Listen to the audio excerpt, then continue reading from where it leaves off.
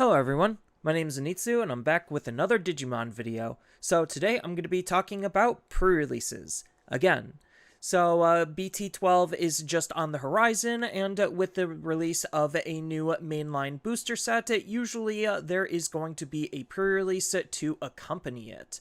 So as far as what is going to be the main pull of the pre-release is, well, you're going to be getting the product about a week early. No, it's not going to be tournament legal until the set's actually released, but we also do get a couple of other promo cards and additional goodies to incentivize us to actually want to play in this event. So as far as the participation prize this time around, it's going to be of Bancho Stingmon from BT3, and you also are going to be getting a pre-release pack which is going to contain 2 cards in it.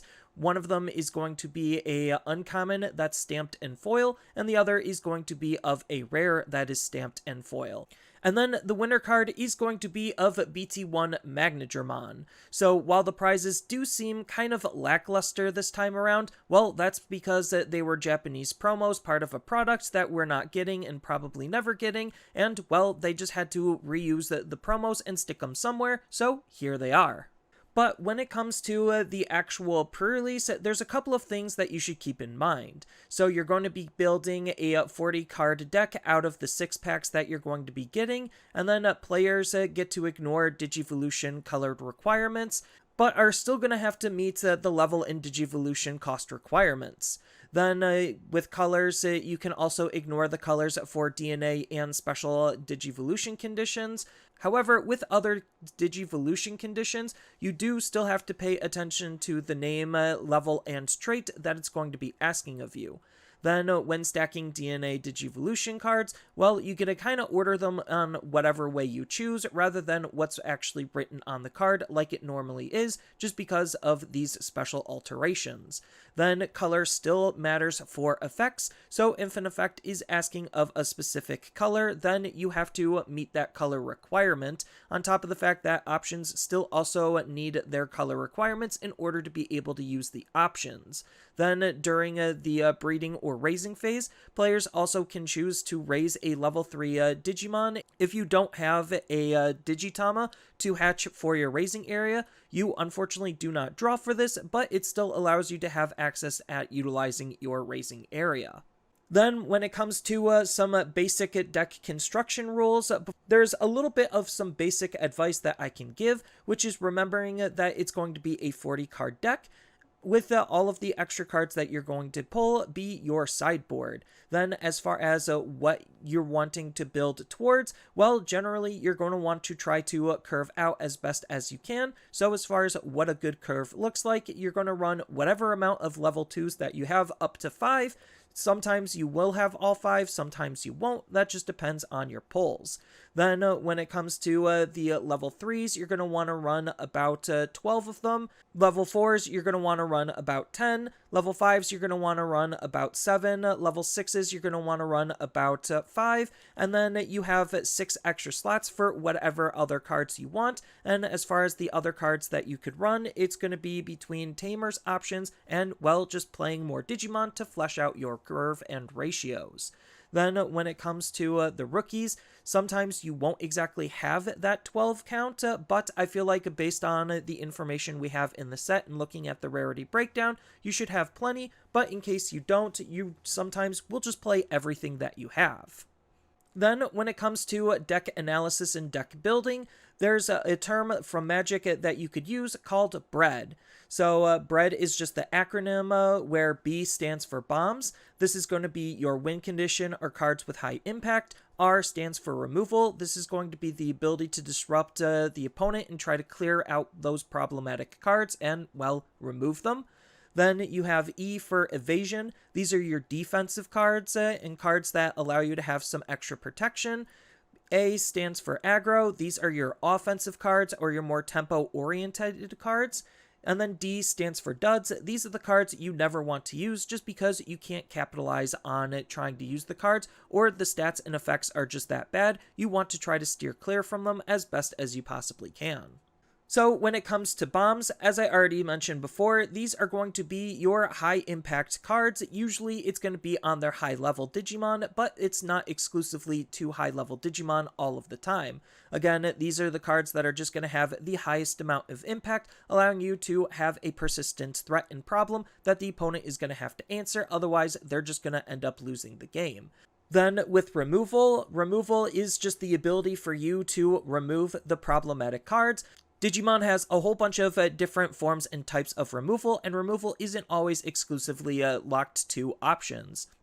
So as far as just some general examples of removal, you have deleting by card effects, you have attacking into their Digimon, you have DP reduced down to 0, and then the game is going to delete the Digimon. Then you have bouncing it to the opponent's hand or bottom of the deck, just as a couple of ways we have to try to remove the opponent's Digimon.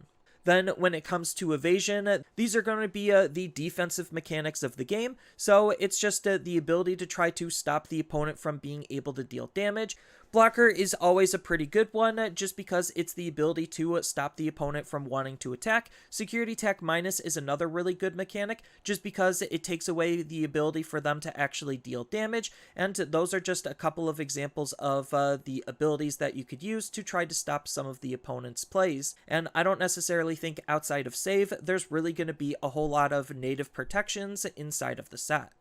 Aggro, so these are going to be your cards that have really good stat lines. So they might not necessarily have any abilities at all, but the fact that they just are really good on their stats, it means that they could still pose quite a problem to the opponent based on how you utilize the card. Whether you're hard playing it for extra cheap, or digivolving for extra cheap, or it just has some high DP, it's still just a whole bunch of different ways to be able to use the card to be able to put yourself at an advantage and be as aggressive with these cards as you possibly can. And then as far as the duds of the set, there's not really too many as far as what I can tell. Most of the time, the duds are just on really bad abilities that you don't want, even though the card stats are comparable to a lot of other cards. If you'd rather have a card that has a really bad ability but okay stats versus a card that has no abilities but really good stats, then you're going to want to try to choose the card with the better stats, because that's going to be putting you at an advantage over the opponent. And there's still a couple of abilities that you just won't really find useful because they're too specific or limited on how they want to be used and played, and this is not the type of format for those cards to be used. So going a little bit deeper into the set, as far as Digitamas go, I already mentioned in the deck building portion that you're just going to be building out of whatever Digitamas that you pull. It's going to be very unlikely that you actually pull 6 Digitamas, so you're just going to be using whatever you get. But on the bright side, this set compared to a lot of other sets, the Digitamas are actually pretty usable and are going to have some pretty decent levels of importance in the set, and you do want to try to accommodate for the Digitamas if you can, but they're just most of the time going to be used just as that extra draw in your raising area, and if you don't really get any value off of your Digitamas, that's totally okay, just because it's hiding a Digimon in raising and cycling you some cards. And then as far as the Tamers of the set goes, this set has quite a lot of Tamers for us to choose from, and a lot of the Tamers are pretty decent in their own rights. Just because of how the set is designed, they're going to have a lot of potential synergies for us to take advantage of. There is at least one Tamer in each of the colors, so you could utilize all of the different Tamers and all of the different cards to their utmost potential based on how you're approaching building your deck. Then this set also does have some hybrids in red, blue, and black, and as I stated before, we do have Tamers in each of those colors, and in some of those colors, we have multiple Tamers for you to choose from, and they have their own interesting sets of synergies that you could be playing around with. Ty and Marcus, as an example, have 2 really decent synergies if you see a lot of Greymon-based cards, just because they're asking for the same type of cards to be played around, and a lot of the Hunter cards are in that same style of fashion, where you're going to want to try to use them, because they're going to be interacting with how the save mechanic works, and they're actually allowing you to be able to utilize that mechanic to its utmost potential, putting a lot of emphasis and value on Tamers in this set. And then when doing research on the set, there is a couple of things that you have to keep in mind when doing that research. Yes, it's important to know what all of the cards are doing inside of the sets and try to formulate some synergies and playlines and power dynamic within the sets, but you have to keep your expectations whelmed when it comes to the high rarity cards, just because, well, we know what the average pull rate of for mainline BT sets are, and if this set is following any of those, then the pull rates should be no different. So you're going to want to put a heavier emphasis on looking at the rares and below, because those are the cards that you're going to see more often than not. And then with this set specifically, there's just a lot of different things that the set is doing, but it actually does have some good synergy with one another, and a lot of the different mechanics are meshing and melding quite nicely in the set, looking to make it for a really fun and exciting sealed environment. So I already mentioned that save is going to be one of the big core mechanics in the set, with the hunters trying to utilize the save mechanic as a way to actually use the Digimon underneath your tamers, but we also have hybrids and a couple of ancients that we could play around with. So not only do we have cards that are trying to put themselves underneath our tamers, but we have the hybrids to be able to digivolve on top of our tamers as an alternative way to be able to utilize those cards, because we could digivolve up into some of the other save-based cards and utilize all of the inheritables that were underneath the tamer that way.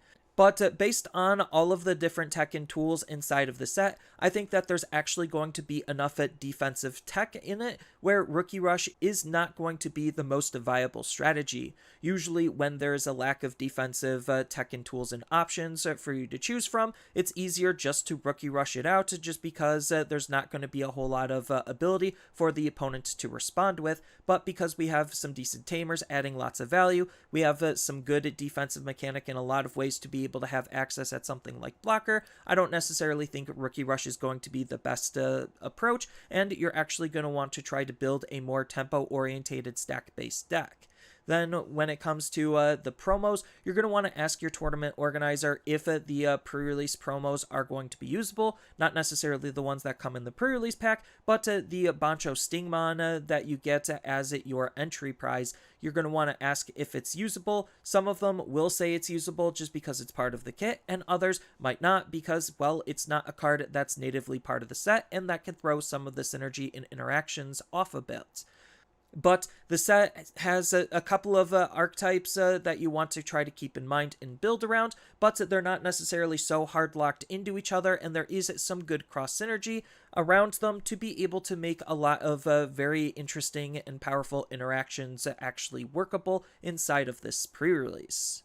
So as far as actually doing the researcher portion, you're going to want to go to any database that has images or at least the text of all of the cards, so you could kind of flip through them and see what each of the different cards are doing, so you could kind of piece some of the synergies in your head as far as how to potentially utilize the cards. Granted, a lot of what the utilization comes down to is what your pulls are, and each player will have different pulls, but that's kind of where all of this pre-analysis comes into play, so that way you're best prepared to be able to put some parts and pieces together when you see them, so that way you already have a leg up when it comes to the deck building portion of the pre-release. And then as far as just some other general tips, you're going to want to make sure to bring some water and snacks so that way you could stay hydrated and keep your tummy full, on top of the fact that you're going to want to bring some supplies like a playmat and sleeves so that way you don't get your cards dirty or ruin your cards. Then on top of that, some other things to think about when building your deck, just as more general tips, is you're going to want to ask yourself a couple of questions when looking at your deck to see if it's going to work as best as it possibly can. So the questions that I generally ask myself is, what does my card pool look like? So I have to try to take and evaluate all of the cards really quickly and figure out what are the best cards and what synergies I want to try to line up. And speaking of synergies, I have to ask myself what actually is my win con. So how is my deck going to win outside of just playing cards? What am I doing? What kind of synergies and interactions I'm looking for? And how am I going to advance my gameplay or disrupt the opponent's gameplay, as all part of what you want to look for when defining your win con. Then some other important questions are, what are my synergies? So what are my cross-colored synergies, and what are my archetype-based synergies, and what are my cross-archetype-based synergies? So those are all things that you're going to want to try to look out for and look at, on top of the fact that what cards should you be using is another huge thing, just because, as I stated before, card analysis sometimes is a little bit on the hard side, but you're just going to want to try to make sure that your deck is going to be as functionable as it possibly can, while trying to utilize some of the best abilities you have access to.